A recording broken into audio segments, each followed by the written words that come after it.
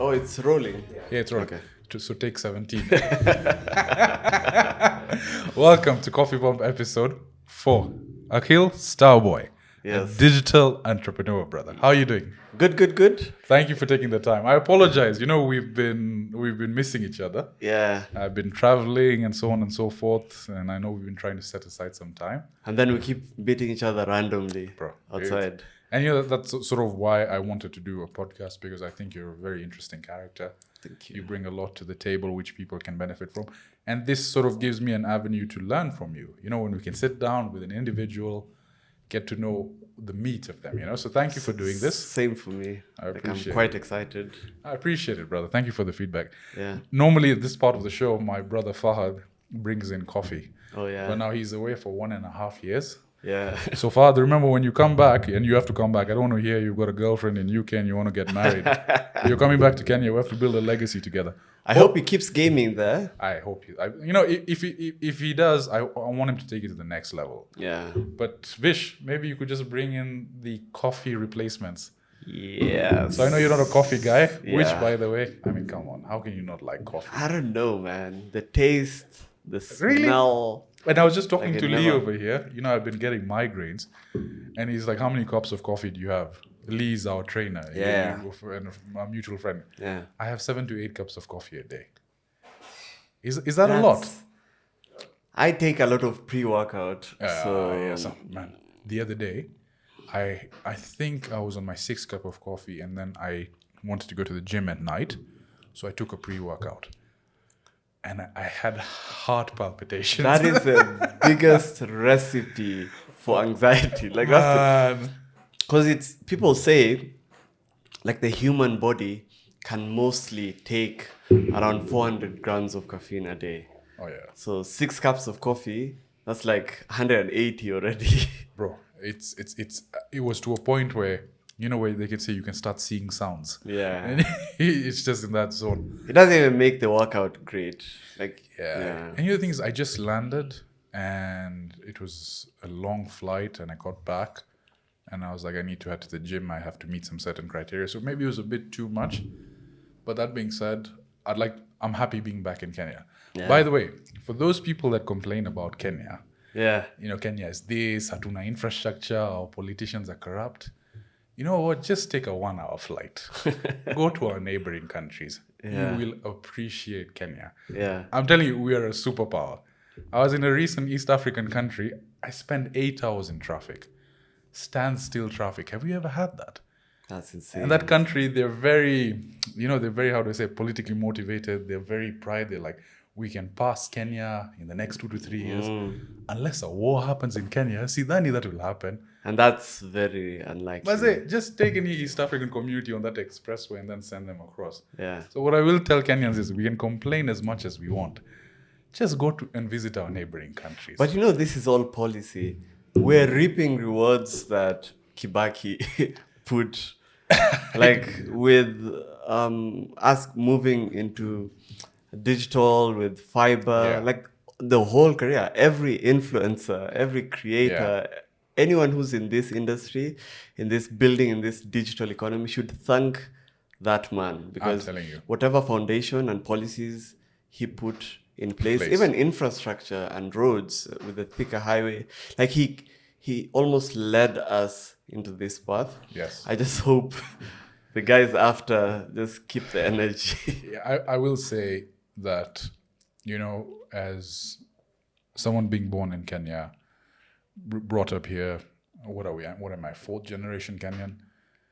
There's a lot of things you complain about, but to be honest, with all the travel I've done to all the African countries, I must say, from a perspective of infrastructure, from a perspective of even political stance, and just your daily way of living, I would consider us a superpower in East and Central Africa.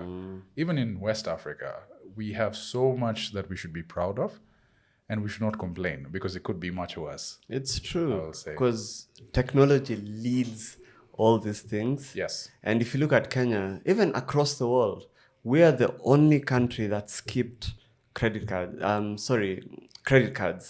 and all these American Express and everything. We moved straight from cash to M-Pesa. In fact, Everyone that's else had to M-Pesa. go through this card phase and everything. We went straight into fintech, and that changes everything. Like, tech adoption in this space is just insane, and that's what drives everything we're seeing around.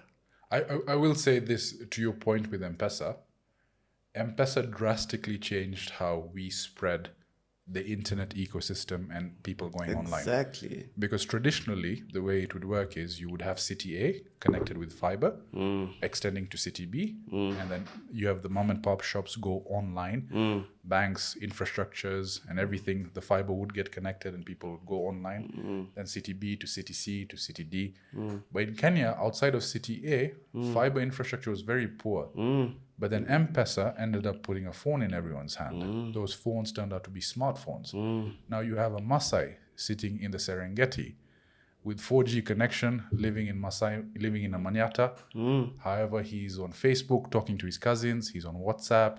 He's paying his daughter's school fees via that. He's watching football games. He's just living the life. So is a very different way in which technology spread. And I think being developed in Kenya, again, Kenya tuko juu bana. Tuko juu. M-Pesa, all this stuff, it really set us on a different path. That being said, I think we even missed the introduction into who Akil was. But I like that. Akil, maybe from what I understand is you're a digital entrepreneur. You're out there in the digital sphere. You're doing very many things, very interesting things. I want to know who you are. Where did Akil sort of start from? Where did that StarBoy name came? Maybe you could give us insight into who you are and a bit of your background. That's a really good question because it's usually really hard to speak about yourself. I think I do it all the time. It's natural for you. I think I blame 844. Oh, you did 844? Because I did 844, and it's so hard. What was your KCPE result? I was a good student. How much? Give me the number out of 500. KCPE was around 375, I think. Not bad. Bad. I think I got 380 something. Yeah, so I was a good student. I was not a good math student. Bro. So all the other subjects carried me. 844 for life. So 844 didn't teach us to be expressive. So talking about yourself, we're a bit more conservative. I see what you mean. But I would consider myself a young, dynamic entrepreneur. My ADHD has allowed me to have passion points that are very multifaceted. Right. But also I feel like the nature of my culture and my tradition and my tribe also were very industrious in nature. Yes. So that has allowed me to pursue them with equal enthusiasm. Okay. So I push a lot, I work a lot. I also play a lot. So That's video games. So video games. So I know that balance between putting food on the table, protecting your family, earning a living for yourself and your family, but also having fun and being jovial and all these things. It's a balance. So did you do schooling in Nairobi? Is that where you grew up? Yeah, so I schooled in Nairobi. Which school? I went to primary school. It's called Ainsworth in Eastleigh. And then high school, I went to a hybrid school. It's a Muslim school called Rasul Al Akram. It's in Karen. Okay. And then in uni, I went to USIU. You in USIU? Yeah. What? I did IT. I was in USIU. In USIU. Which year? I graduated in 2013. So I might be older than you. Bro, you must have been there. 2013. Yeah. Because I joined 2008 to around 2011. I joined 2009. We definitely have met. But fun fact, I didn't end up finishing my degree. Okay. Yeah, and that's where usually my story took off. What prompted you not going through university and finishing it off? I was supposed to take a semester break and then figure out things, which ended up being, I was usually very entrepreneurial. I was thinking, what are some of the things I can do out there while I'm on this break, essentially. I remember I started a video game parlor. I used to live in South Sea now. Bro, hustler. Are you Somali, by the way? I'm Somali, yeah. It's your hustler. It's like Yeah. in order to be part of the community, you We're have to very be industrious. very in industrious. nature, yeah. So I started a video game parlor in South Sea, which Amazing. was quite successful, and I had so much fun. I kept at it aggressively. Which year was this? That is back in the day. It was 2009, So you must have been in your early 20s. if not 19, Jesus 18, Christ. 19 there. So you had that itch, you wanted to build something. Yeah, I always knew I needed to build something. Right. And then I was also in spoken word poetry. I used to do a lot of stand-up poetry. Seriously? Spoken word, yeah. And I built quite a name for myself around those. So every show, every festival, every literature festival, I'd be one of the headliners. Amazing. If it's Kwani Festival, Sorimoja Festival, I'd be one of the headliners. And I used to make quite like a decent income. So I got addicted to making money at such a young age. Which is very important. But my strength from back in the day was mobilizing people. I sort of understood how culture worked, and I understood there'll always be Nairobi, Yes. and there'll always be an underbelly of Nairobi. And that's where all the fun things happen in the arts, in music, in poetry, and all these things that are happening. And I was within that community. And I knew how to mobilize people within that community. So if you had an event and you needed 1,000 people to show up, I was the guy you went to talk to. So you were like a promoter, and that's, I guess, how Yeah. the social media aspect. Yeah. got So you I into. knew how Okay. to like set up spaces. And because of my uni days, I used to do IT.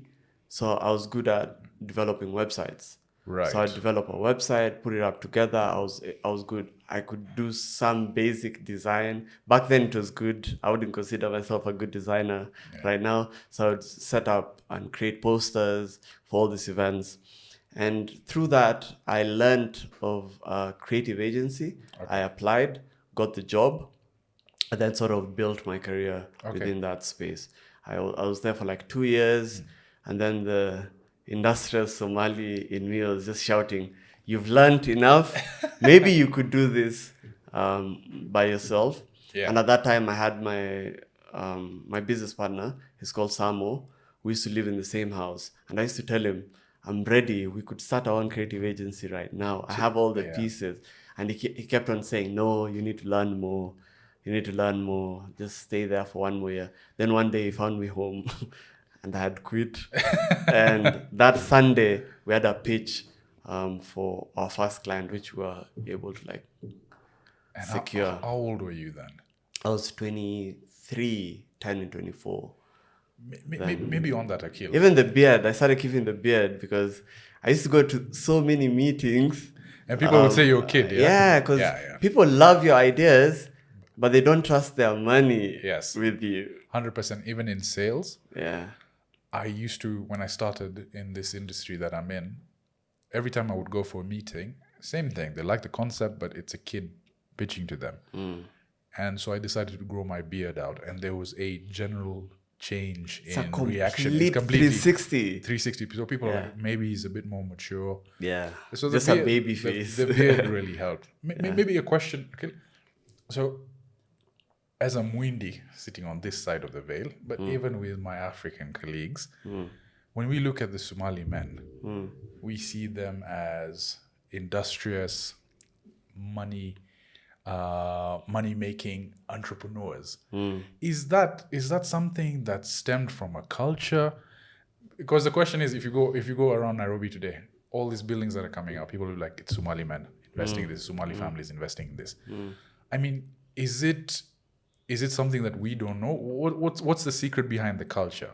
I would say even your culture is the same. And I think the cultures support. It's a level of trust and support within the culture. I wouldn't say I have built businesses that traditionally my culture would end up going into it. Like you would not find me yet in real estate or in track transport. Yes. Or in coffee shops. Yeah. Or like I've not built the businesses traditionally my culture has ventured into, but holistically speaking, not speaking for myself, I think the culture is very supportive. True. Because if you have an idea, you would go to the wazee who would have a shilling or two, and they would trust you with your idea, and they would take a leap for you. Right. And that's how you see all these communities the community coming up together.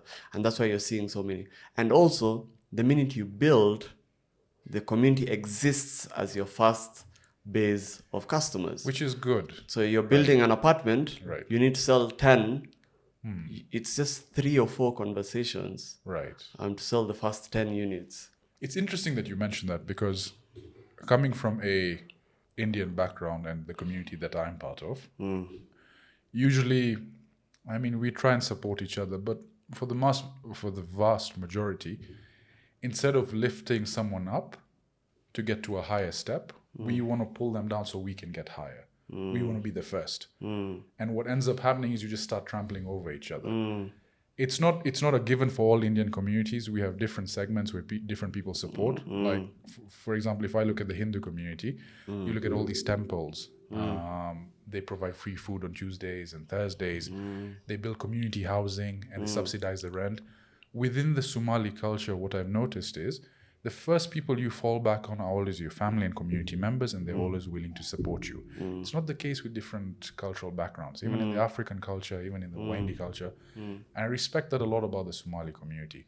And the fact that you pointed out that your first base is the people you know, that's because they're willing to support you. And I guess, does that stem from how you're brought up? Is Islamic foundation part of that? Islamic foundation is a big part of that, because it comes with trust, but also the community becomes a big accountable, like almost like a yard that's been put there, because you cannot, like, there's shame is a big thing in our community. So you can't steal, and like if you con someone, like the wazis will hold you accountable, because shame is a big thing. So so there's trust, but there's also accountability that's been placed within the community around that. So if you're taking money from someone, even if something happened and it didn't turn out into like the idea you had, you know that's a debt that you'll always have. Correct. And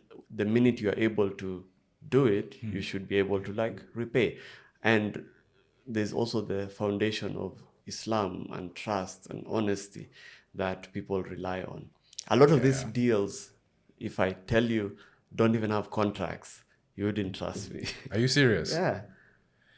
Wow. So it's just like unwritten rules of engagement. Yeah, This it's is how a it's supposed to. handshake, Islamic Ideals Foundation, and we do business. Can I tell you why I think Somalis are blessed? Yeah. It's because you guys pray 5 times a day. Yeah, there's also that. It doesn't matter where you are. I've seen Somali brothers at the gym where I'm in between a leg press set and he's also between a bench press.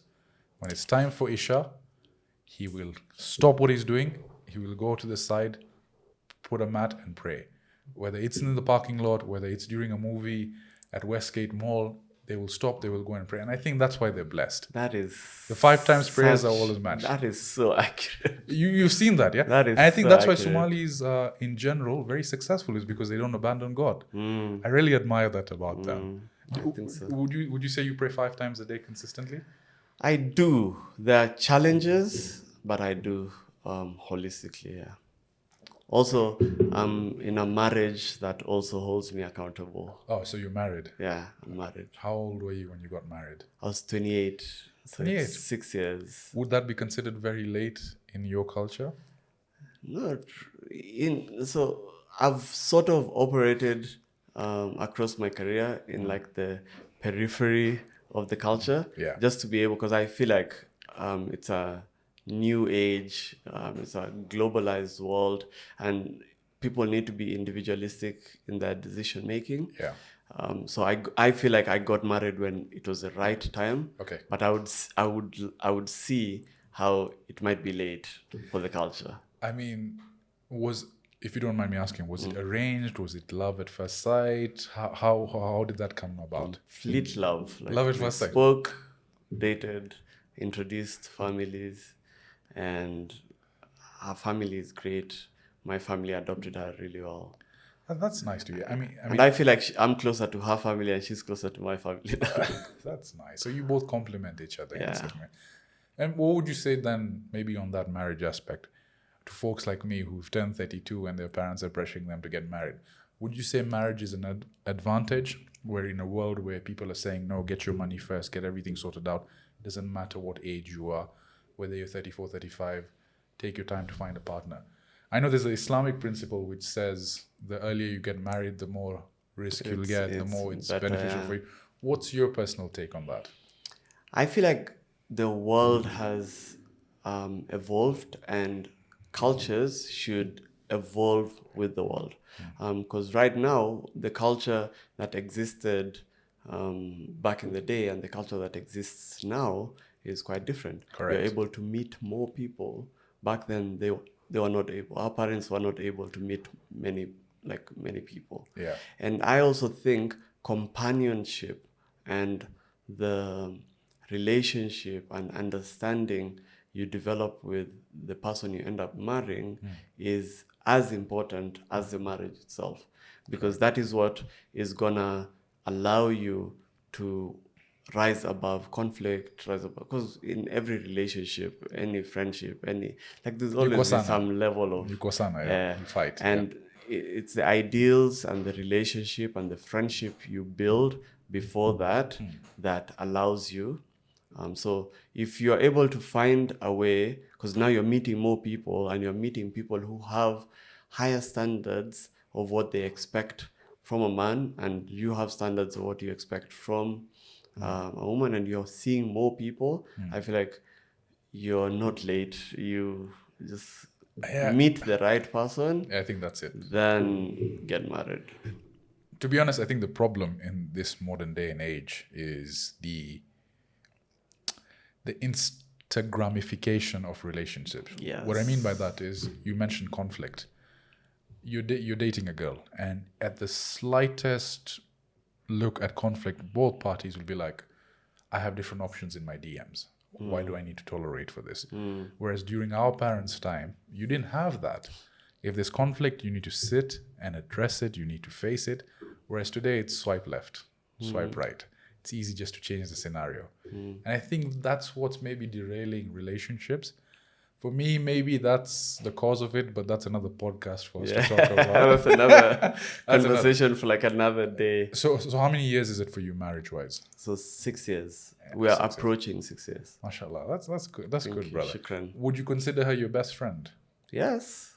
I would consider her part of my best friends, because growing up, I've also kept a strong community of a group, I would say, like a clique, and we are all one family and we all support each other holistically. And now she's also part of that. So how important would you say it is to have a group of friends that share your vision? I would say, and I wanted to answer this in your later question. We can dive into it later. I would dive into it later That's again. fine. But yeah, I would say can I preempt an answer? That's okay. That's fine. What we can do is, maybe what I'd like to understand is who you've given us your background. Maybe we can now look into what you're currently doing. Yeah. Akil, today, what are the ventures you currently have going on? Because I know a huge part of your persona is this online StarBoy. Where did that StarBoy name come from?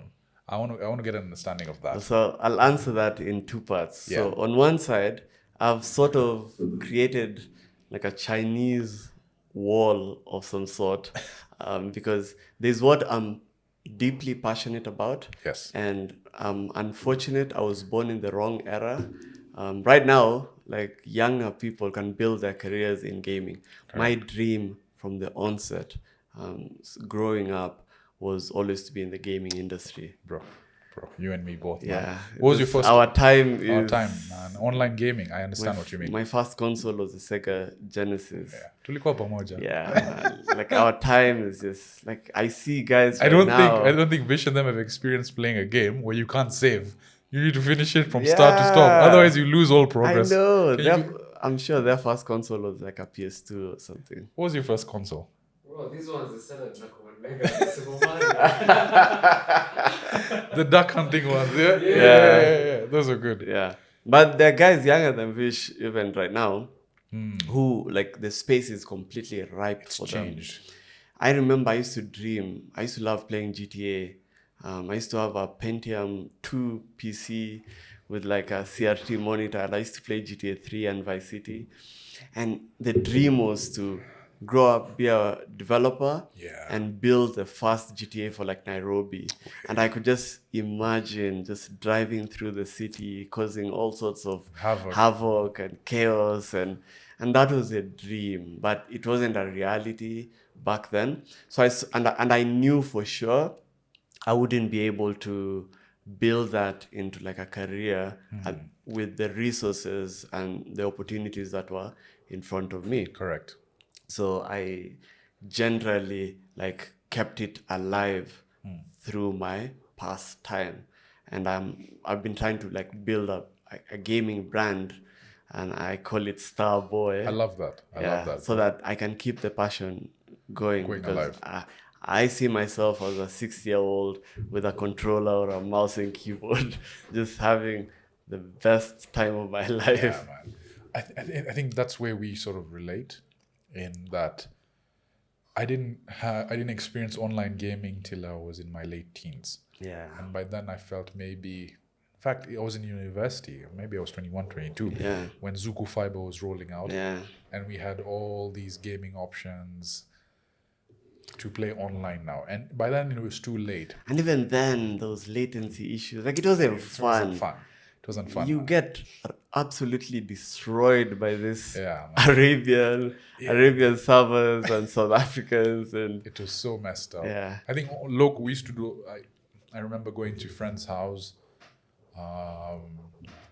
Rest in peace. His name was Kodai. We used to go to his house and put on Halo, and then play split screen for us. Yeah. Oh my God. And then in Halo, when you do the multiple kills, it's like it's like Kilimanjaro. Yes. And all those. So it was such a great experience, and it was more community driven, where you get together, you have a sleepover. That's my experience of online play. It's changed, and you're right. If I look at younger brother Fahad doing the stuff online, shooting, playing. In fact, their team won He's a beast. He won $500,000 shillings in one of the competitions. Yeah. So imagine that, where you're playing video games and you're making money from it, whereas us, when we used to play video games, we used to get in trouble for it. And it used to be rationed. And you used to play at certain... Even that, I'm saying my first console was a Sega Genesis.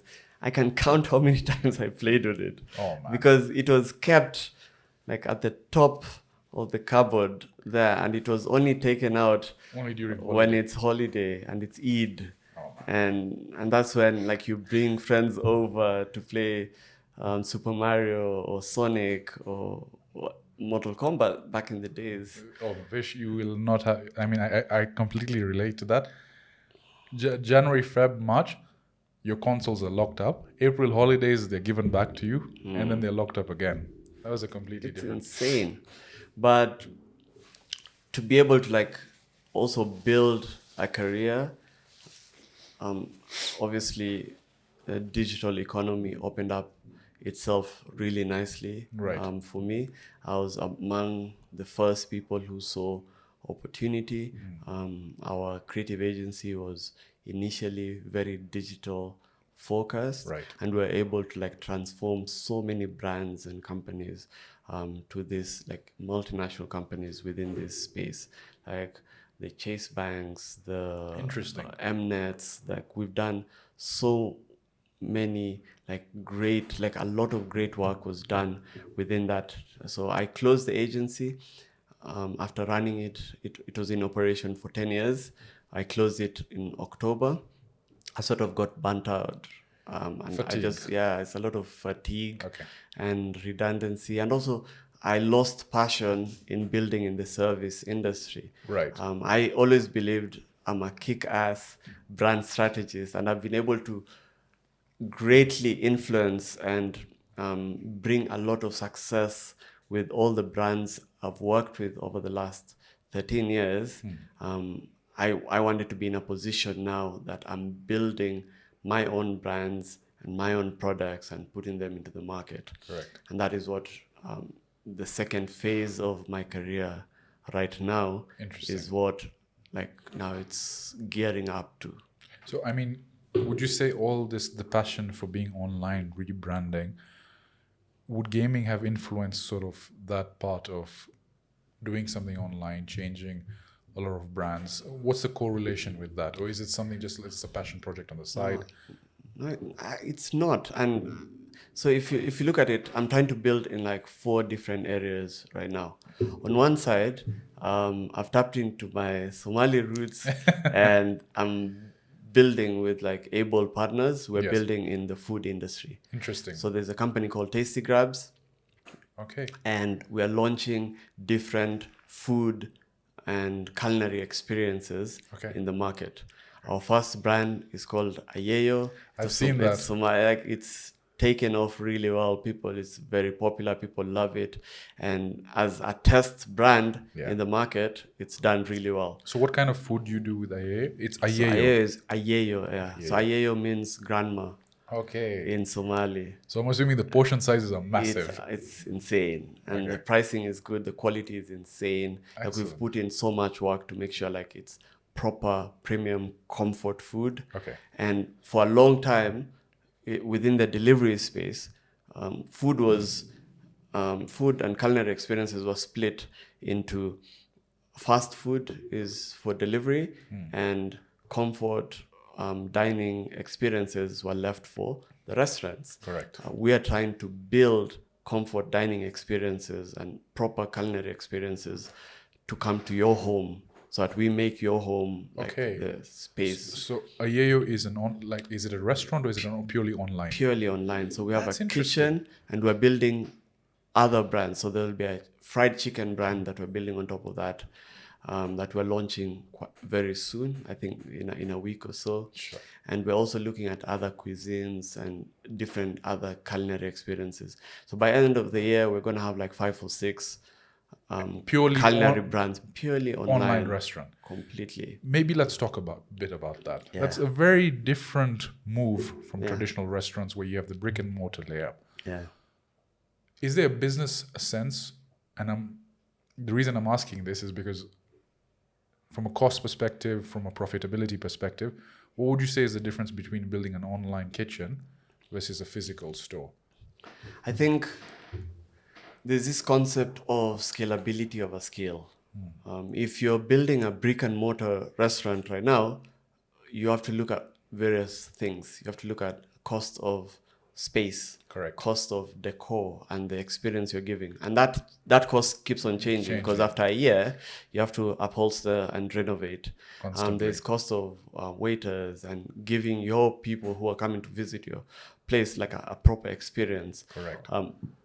The menu you're building has to be a massive menu that people can experience. Formal. And what if it doesn't work?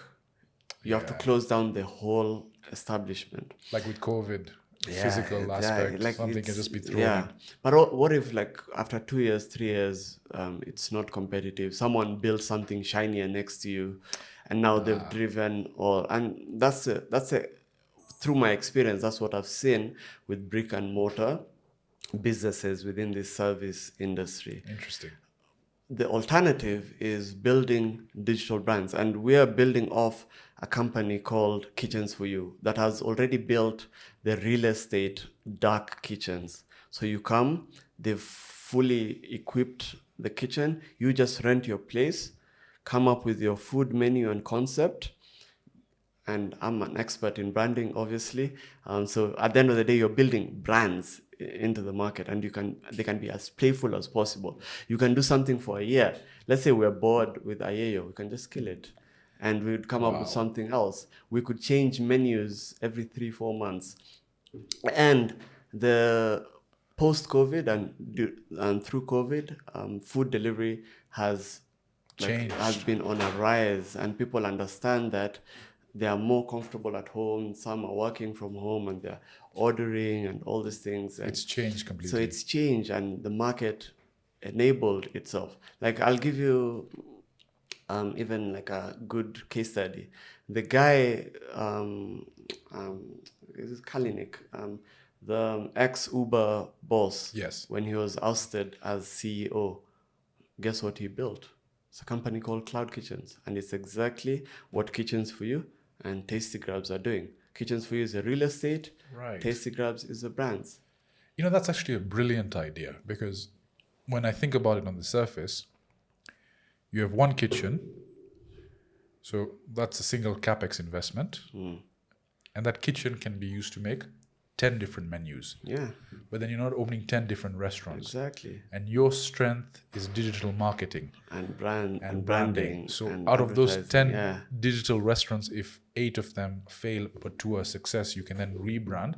And it's not going to cost you replacing the Nothing. chairs, the design, the this. Nothing. I like that. It's modern day concept. I'm confused that maybe only one other person who's like ventured into this market has seen the space. I've seen other virtual brands. There's brands like Uncle Nene's who are doing really well within that space. Obviously, Ando Foods, which kickstarted their operations at Kitchens for You. Interesting. So like, people are doing amazing things, and I see in the next year or so, people are gonna see this space. Yes. And they'd be interested. Your grandma makes amazing Jamaican cuisine. Yes. And now you have the opportunity to package it, brand it, and push it Fantastic. into the market. That's actually a brilliant concept, because after COVID, everything has changed. The rules of business have changed. I can bet money. I wouldn't know, but I can bet money that even for brands like KFC, majority of the revenue comes from delivery rather than sitting. And that's the way the culture is right now. We sit at home, we can just open an app and everything comes to us at a finger click. Technology has made stuff so easy for us. And that transition into a digital kitchen, I think that's brilliant, even from a business perspective, because it reduces your risk element significantly. Completely, yeah. Compared to, and I see all these restaurants opening up. I'm wondering, are they just being used to maybe sufficient cash? You'd be curious, wash some of them businesses. are ghost towns. Ghost towns, because they're empty, Yeah. yet they're the most profitable restaurant in Third Parklands. Yeah. So you're wondering what's going on here. So I think that leads into a segue. One of the questions I wanted to ask you was, a lot of people are looking at doing things online. You know, from a creator standpoint, the way content is evolving, businesses are evolving. Would you say there's still a place for traditional brick and mortar stores, or would you recommend and urge people to go online and think of things online, especially in an economy such as Kenya? What would your advice be? I think there'll always be balance. If you have ambition to have space, because people still need spaces. Like, spaces will always exist. Like, people need to live Sunday with your family and go somewhere. Yes. Like, you don't want to exist in your home like 100% of the time. So Correct. Spaces will always exist. What spaces should do is adopt to build a digital experience on top of the already existing business. And by digital experience, I don't mean go on social media, post on Instagram. Like, that's fast gen digital. Yeah.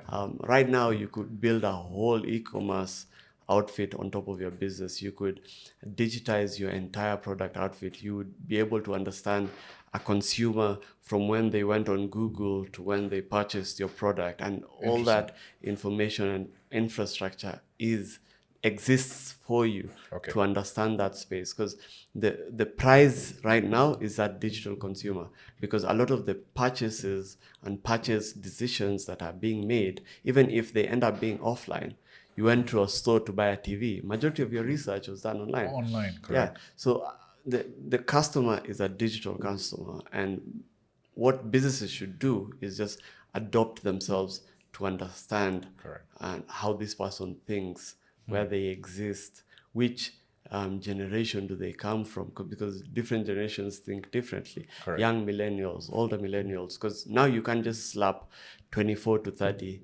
Like all these people consume, and there are different ways of that. Venturing, maybe a kill more on that.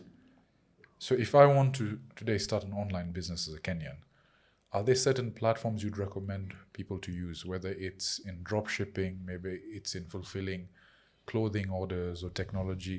What are the basic fundamentals people need to know in order to venture online? Is it an education perspective? Are there tools you'd recommend people to check out? Where would you sort of pinpoint people?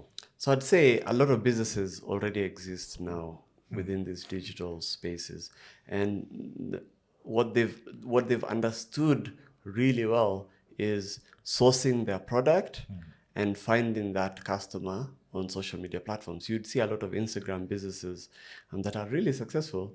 Like if you like look at it keenly, there's so many, like they would bring in stuff from China and India and Turkey and all these other places. Some would build products locally and figure out ways of selling online. Correct.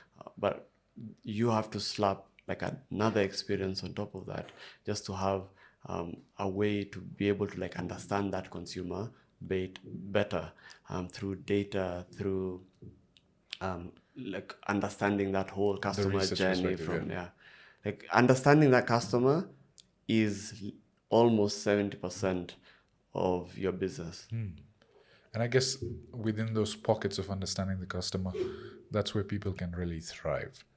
So what I'm getting from you is, obviously there's going to be a place for traditional brick and mortar experiences. That's always going to be there. It's People always are gonna going to be venture there. out. But when it comes to the basic elements of maybe eating out, which most people do, you see a lot of those transitioning online. Shopping, you see that transitioning online. And so there are those pockets where people can really exploit. Even insurance, even Yes. banking, all these things are going to transition fully Okay. online. Yeah. So how would you then, given your years of experience, let's say you're looking at you in your early teens, growing up in 2023, what would you say to someone in that age, especially in Kenya or even in a global stance? What can they do differently to sort of see their career trajectory change? I mean, do you think traditional degrees are important, or do you? I know with crypto, everything. I didn't has finish changed. mine, so Yeah, exactly, exactly. but I would Which is say where it's that- stemming from that. Would you say there's emphasis on finishing your degrees, or would you believe if people are recommending, if you're a business-minded person, then don't make that investment of going into debt trying to get a degree? I know people say if you're doing medical degrees, it's understandable. If you're doing engineering, so on and so forth. But if you want to be business-minded, that there are different avenues. So what would you advise the youth coming up? and I would think different people through their life experiences Yeah. are able to like shape up their minds differently. But if I was 22 or 21 or 20 right now in this economy right now, and the context is different from when I was that age back in the day, but the context right now is different, because I would tell someone to, like, we are told to follow our passion, and it's good if you're lucky. Like if you're lucky that your passion exists in an industry that is thriving at that particular point. Let's say right now you're passionate about AI or design or animation or like all these things are prime and they're existing opportunities right now, well and good. If not, I was passionate about gaming, and gaming wouldn't have taken me anywhere. I was passionate about spoken word poetry. I did it, but it wouldn't have created a career for me at that particular point in time. Right. I would say do one thing and get good at one thing and become the 1% within your market on one thing. Everything is figure outable right now. Everything is learnable right now. Pick one thing that is trending and has an upside for the next 10, 15, 20 years. And then how? And then double down. If it's in tech, data analytics, there's AI, like all these things are big frontiers. There's performance marketing, there's there's so much, there's creative advertising, like all these things that will never go away. If you're more business oriented, like you're thinking, oh, what are the spaces that I could delve into? If it's career, look at a career and be the best. Like pick one thing, be the best in at one thing, and then find a way to build a crew around you that holds you accountable. If I didn't have my friends, Yes. I would tell you for sure I would not have gone as far as I've gone right now, if far at all. Okay. Because those are the people who hold you accountable. You went out on a networking thing or randomly. I had a friend who used to tell me, let's just go to the CBD. I know we're looking for internship right now, but let's just go to the CBD. Something will find us there. Correct. And he used to drag me out of the house every single day. We would drive to the CBD, would waste time there. You never know what Just networking, opportunity. meeting Just people. be out there. And those friends who are driven and have similar interests and life aspirations as you are the people you need to keep close. Correct. And if you have a clique, you're trying to specialize in one thing. You're not trying to be a generalist. You might have multiple talents. Pick one that has an upside for the next years or so. Right. And then the last thing is being able to build emotional intelligence and being able to read the room that you're in. Because we all have egos, we all have bad habits that we've picked up growing up, maybe anger issues or like whatever. Yeah. Be able to read the room. How are you relating with the room? Is the room switching off? Are you those people who cut off people mid-sentence and you're not even able to see that you're doing that? So just be conscious around your environment, because that's how relationships are built. Okay. Emotional intelligence, specialize in one thing, but also build a clique of like-minded, passionate individuals like you. So would you say your friends are better than you at different things? Yeah, completely. And we complement each other. My friends have built amazing. I have a friend called Moha who's left work, he quit work one day and is a designer. And now he's building, he built one of the most successful bag and accessories brands in Kenya. Interesting. It's called Suave. Now they've rebranded into Ramage and is looking into the international market. I have a friend who's an expert in growth marketing. Samo, my business partner, is also some sort of a mentor to me because he's older and he's a visionary and he's always thought way ahead. And that's a relationship that I've built. And so you have soundboards around you, but also they're the people who check you when you're doing bad habits and you're off track. You're not going to the gym, you're not doing this, those are the people They who put you in your place. Yeah. So maybe on that, are these friends of yours from your childhood, or these are friends that you made growing up? Do you have different childhood friends that you still communicate with? And maybe a better way to phrase this is, do you have different friends for business purposes, different friends for social purposes, or do you have that one clique that's been with you throughout, or have you curated this friend circle in the recent past? So I've curated the clique over time. There's some of the friends we grew up from primary school together, and we're friends. One of them we're friends till now. Some from high school, some from uni, and over time we've been able to build that circle together. Some even recent years. And then you just keep adding value or strong. Yeah. So maybe to segue, do you have any female friends in that clique? I do. And what's your opinion of, I know some people say that you cannot be friends with women. Yeah. And they're very strong voices around. Yeah. They prefer male-focused friends. What's your opinion on that? I think we're built differently. There are values and strong points men will always have, and there are values and strong points women will always have in society, in marriage, in like my best friend is my wife. Yeah. I have like other female friends who are absolutely critical in my life. Like some, even before I make decisions moving forward, I'll consider them in mind before I do that.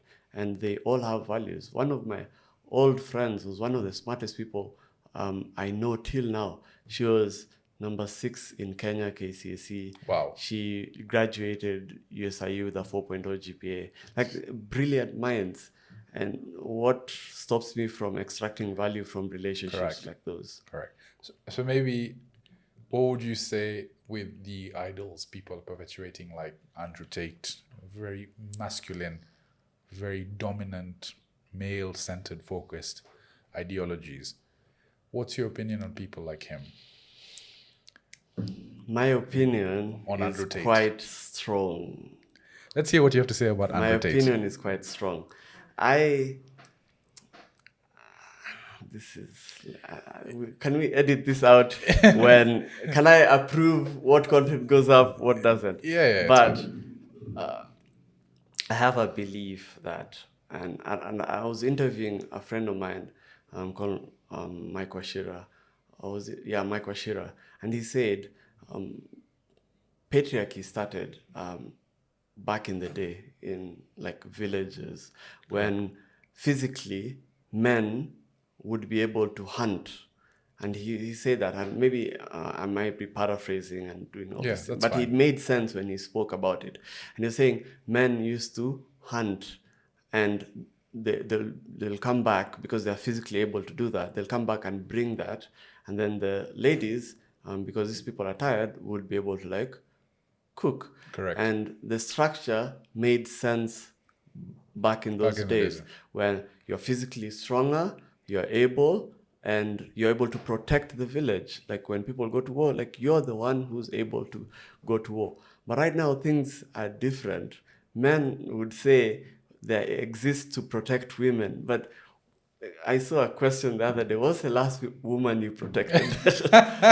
And from what? And from what? These people can drive themselves, can go to work, can earn their own living. Exactly. Are educated, they're doing their best around society. So I feel like the problem came in when there was this movement of empowering women that started.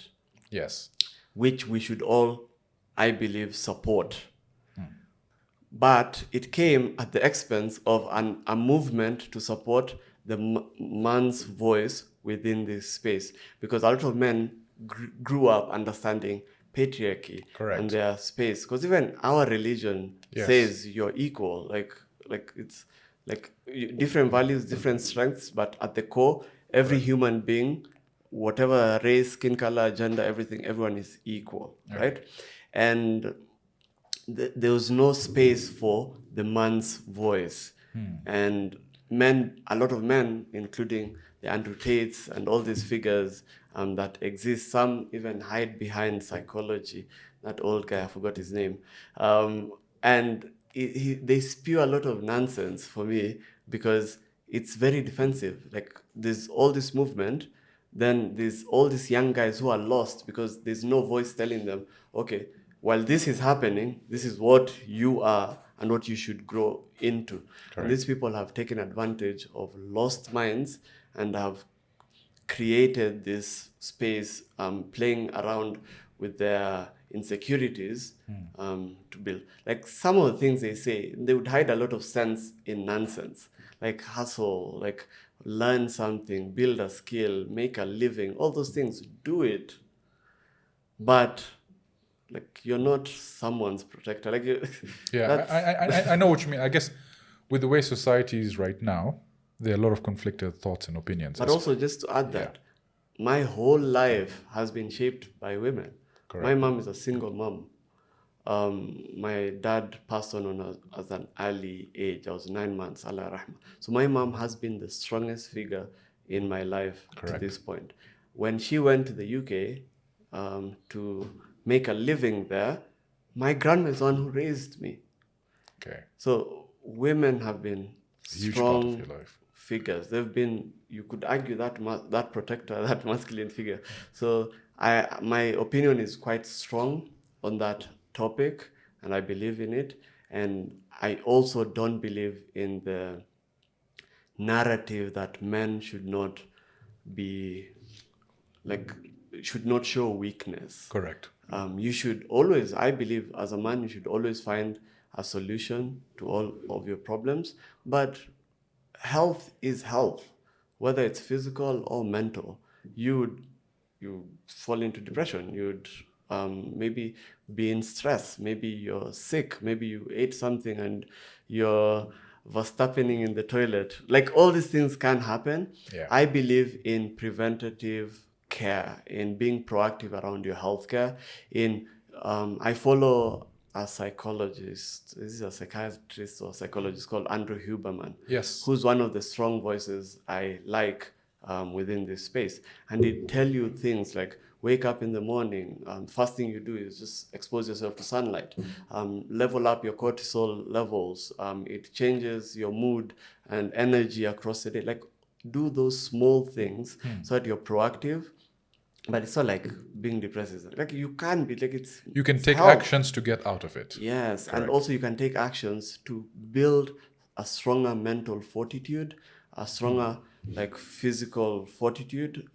Work out, do whatever you can to Right. be of better health, both mentally and physical. When illness meets you, then you explore all the options available to you. Maybe we can touch base on that. So we've got the element of depression, which is now on the rise. Mental health, clearly a topic of discussion on every single tab on YouTube. It's coming up. How would you say the gym has fared in helping you personally combat those? Because what I noticed is of late, a lot of your content that you're posting out is about getting better physically and mentally. Would you say that paves off a lot of these depression tendencies and mental health aspects? Is it strengthening? Is it helping you? What's your stand on physical empowerment? There's a concept I wrote about, which it's not an original concept. I read it somewhere. It's called No 0 Days. So the idea behind it I like is that. every human being should be on in constant pursuit of advancement and betterment, and like to be better every single day. Correct. And what I read shows that doing zero, absolutely zero, at any given point of your day counts towards nothing. But doing one thing compounds over time. So let's say, for example, your plan is to work out 300 out of 365 days in a year, or whatever, or 365 days. Missing days because you're tired or you're sick or whatever does not compound towards something larger. If you're unwell, just do some movements. Just Correct. Even if it's mobility, like everything compounds towards something else. And what I've learned about this period, because it's been a very interesting period, for 10 years, all I knew was a company I was building called Alternative, which was in marketing, in creative marketing and in culture marketing. And we made a decision, a conscious decision, to close that company in October. And between October coming into this year, obviously you find yourself in a weird funk, because what you understood for a long time does not exist anymore. And now Correct. you're rebuilding and reshaping and betting on yourself afresh. That thing kept you going, gave you discipline. You had commitments, you had clients, you had employees. We had like over 40 employees, and over 10 years we had built like careers of like 250 people plus. Wow. in the market. I mean, how did that hit you as an owner, CEO, It was letting a baby go? It was tough, and I went through a really weird sort of funk within that space, and I gave myself time to breathe and heal and in many ways like adjust to the new reality, because I always believed I have the capacity to build again. Correct. And I could be able to see opportunities that are in the market, and I knew I just needed to focus. This is not the time to now salivate on everything that's coming your way. This is a time Yeah. to like focus, pick one thing, and build around that one thing, which happily right So now. how long would you say it took you to get out of that funk? It took me 2 or 3 months, but fitness played a big role in that because it gave structure in my day. Correct. I had set eating time, I had a set workout time, I had a set recovery time. Now I had to figure out what time I'm sleeping. Now I had to focus my luxury activities like gaming within that period. And it gave me the structure that I lacked the minute I closed alternative. Because the minute closed alternative gave me that structure. Now that structure did not exist for me again. Interesting. And that structure, that discipline, that consistency of doing is what keeps your mind fresh and moving. Because we're not meant to sit. Like we're not meant to just sit Idle. 8 hours gaming or watching Netflix shows. We're built to move. In fact, it's an excellent point you bring up, because when people are usually faced with tough times, there are two avenues.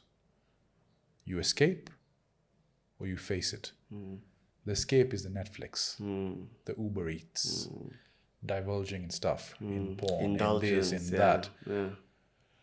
Desensitizing yourself and trying to escape from the problems. But that just masks the greater solution. In fact, and I'm not painting it out as saying that I haven't done that. I think we all have. But what I've learned is, especially this past few months, if you have trouble, if someone's broken your heart, go to the gym. If you've had financial failures, go to the gym. If you've had any sort of trauma, go to the gym. What that does is it gives you constant wins, because every time you're hit with a certain weight that you lift and you get endorphins released, you are actually pushing past resistance. So mentally, you're conquering these small wins. And for us, especially as men, once these small wins start stacking up, a day of success, meaning you're going to the gym, you're sleeping right, you're eating right. When you turn that into a week, when you turn that consistency into a month turns into a year of those small wins, getting up early, hitting the gym, doing what you have to do, eating right. I think that just builds your mental calluses. You get stronger mentally. And once you're stronger mentally, physically, you get there, you look the part. And then all of a sudden, this positive field of energy builds around you. And self-love. And then whatever you touch shoots and kicks off. I think that's really important. And people can read that energy from you. They can feel it. Especially right? you would know as a salesman, the minute you go there and you're off your game and you're not feeling right and you're devoid of confidence and you've been indulging in your pleasures and luxury and all these things, and you're going to close a sale and someone can read that energy off you. They can feel it. Yeah, from they a can mile tell. away. They can tell it's BS. If like when it's genuine, it's genuine. When you're feeling it, you're feeling it. I will say this as a sales guy. When I work out first thing in the morning, I am so alive, so sharp. Everything just clicks. Everything falls into place. But when I've not worked out, when I've had these failures stack up, I literally have to go into a place where I'm like, all right, it's showtime. I have to put on an act. But people can tell that. People that know me very well can know my energies off. My colleagues. I wear my heart on my sleeve, so you can tell how expressive I am. And I'm a completely different person when I work out. It's, as Mom would say, Zameen or Asman. It's like the earth and sky difference. That is amazing. And I guess that's what the gym does for us. It puts us in that right frame of mind to be able to build on any avenues we sort of go on. That's very interesting, and I appreciate your insight into that. Maybe, Akil, what I want to understand is, you're currently, what you're doing is the gym is a huge part of you. You've got this work life, you've got this social, you've got the social aspects with your crew, with your men, you've got marriage. Where do you see yourself going over the next 5 years? What avenues do you want to focus on? Where do you want to build on?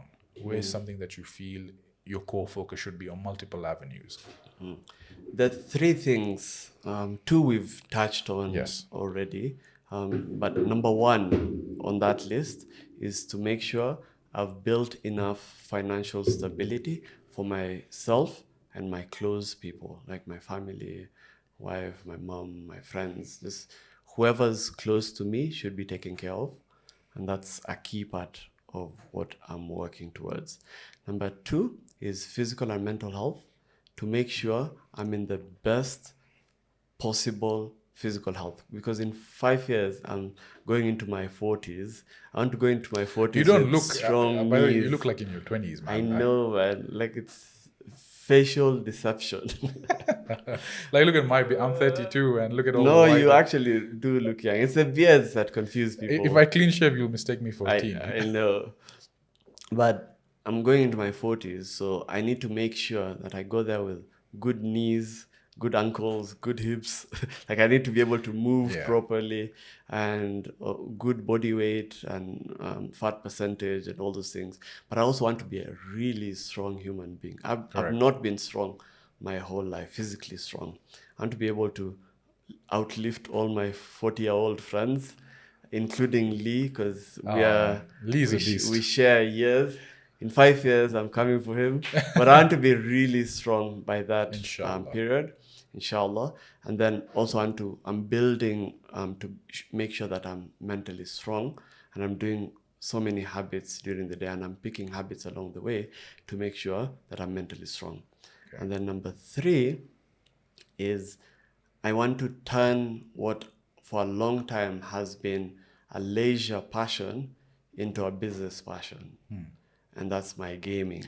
That's it. In fact, maybe I wanted to ask you, on the gaming front, what do you want to do from a monetary perspective or career perspective? And before that, which games are you currently playing right now? So right now, I'm playing a lot of Overwatch. Okay. Are you a PC guy? I'm a PC guy. But also, it's on console. Ebu, shut it down. It's on console. Men don't like PC guys. But now, all the people kidding. around you, including Vish and Fahad, are PC people. So you just have to like adopt. But I play a lot of. I'll support. Sony fanboy over here. Yeah, I play a lot of adventure games as well. Like What's all the- the what's the Sony be- exclusives. What's the best game you've played recently on console? On console, I would say God of War will always surprise me, because after the 3-part series when we were playing on PS2 and PS3, and it ended, the story of Kratos ended, I could not see how they would turn it, because they tried to turn it with God of War 4, which was a weird story. It was good combat-wise, but story-wise it was missing. I personally could not relate to the old God of Wars. I loved them. Kratos was like God. I felt he was too It one-sided. was like mythical. Like I fell into that story, like Greek myth. I started reading into Greek mythology. God of War 4 was which one? God of War 4 was off. So they had 1, 2, 3, where he was. Then Ascension. Then Ascension was 4. Right. Which was a weird story, because they were trying to like give it like a prequel of some sort, which didn't make sense. They were trying to like extend something that was over. And when they launched the new gen God of War, I could not see how they could turn this thing that defined my early years into something amazing again. And they still found, like, they brought him onto this Norse mythology, and they built a story with a kid, and like it's just. Can I tell you why? Can I tell you why I couldn't relate to the original God of Wars? So Kratos was a very single-minded person. Kill, scream, shout, pillage, Revenge. I understand, but it gets too old too fast. I understand for the first game. But then you take it into the second game, and I just found him as a single-tone person, just constantly screaming and shouting. So I never got into those games.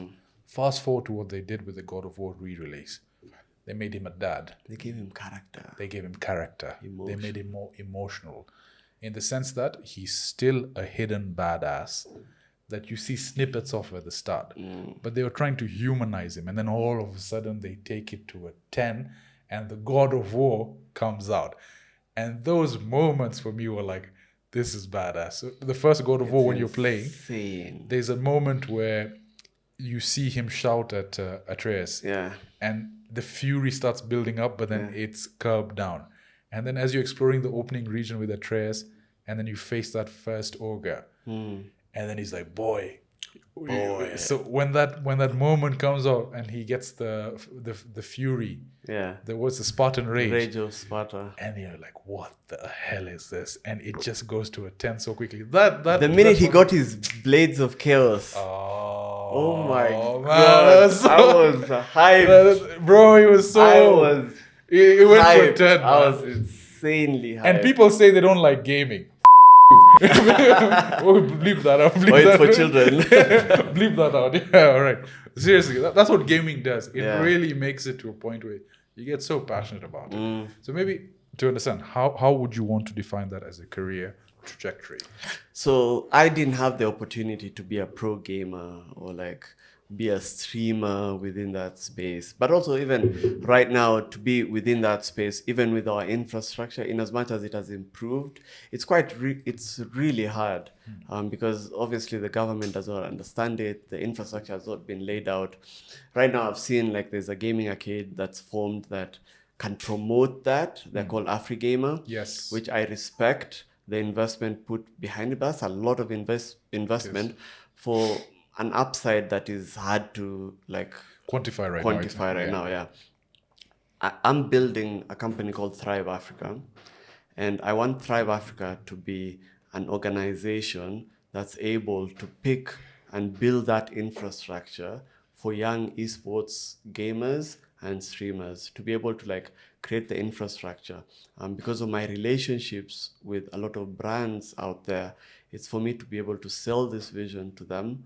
They're able to help me create the standard so that if there's prize money, it's worthwhile. Because the minute that prize money goes from 50K to $1 million, Bob, is a difference in mindset for someone to say, I'm going to do this seriously or not, especially if it's consistent. And the minute they do it consistently, the minute someone else will be like, okay, yeah, let me do this consistently. And the minute that's the second, everything rises up. But to be able to do that, they'll need access to consoles, PCs, and all, space and practice. And so that I remember your brother used to compete with Vish as well in a team called Watchmen. Yes. They did everything. They were so good, But, there's no reward, but there was no financial incentive. And there was no infrastructure that made someone else say, I want to build my own team to compete with Watchmen. Yeah. Because what are you competing for? It would piss me off because I saw the talent at which Fahad, my brother, would play at. And you know him, Vish knows him. Very competitive, very skilled. But then I was like, you're spending all these hours, what are you winning? Oh, we're getting a Red Bull case. I'm like, it doesn't make sense. Fuck, for all these hours that you're doing that, it doesn't make any sense. So I appreciate what you're doing.